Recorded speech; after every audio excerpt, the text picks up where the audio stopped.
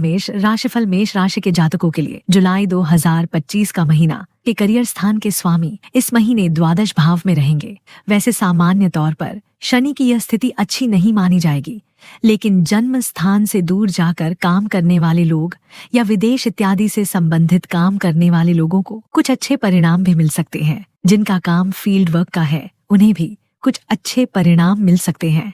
वैसे सामान्य स्तर पर शनि से किसी बड़े सपोर्ट की उम्मीद नहीं है। कड़ी मेहनत लेने के बाद ही शनि संतोषप्रद परिणाम दे सकेंगे।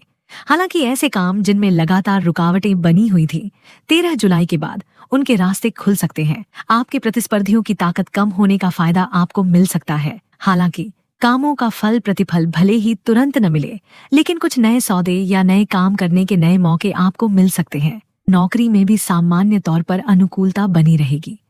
हालांकि 18 जुलाई से बुध ग्रह वक्री हो जाएंगे, इसलिए 18 जुलाई के बाद अपने काम पर अपेक्षाकृत अधिक ध्यान देने की आवश्यकता रहेगी।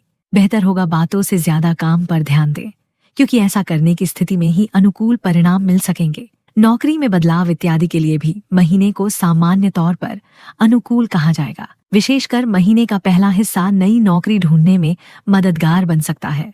इस महीने आपके लाभ भाव के स्वामी शनि द्वादश भाव में है।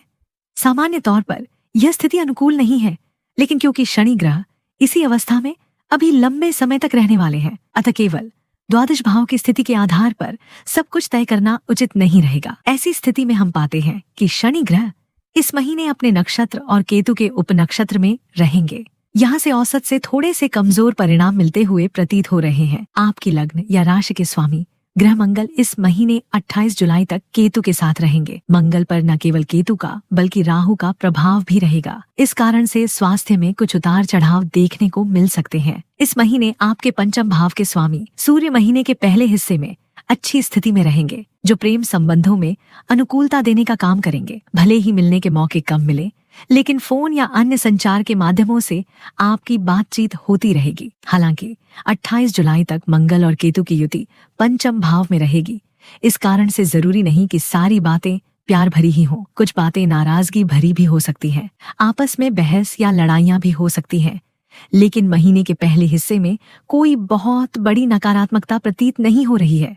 अलबत्ता महीने के दूसरे हिस्से में परिणाम थोड़े से कमजोर रह सकते हैं। कुछ घरेलू समस्याएं आपके मन मस्तिष्क पर ऐसा प्रभाव डाल सकती हैं, जिसका असर आपकी लव लाइफ पर भी देखने को मिल सकता है।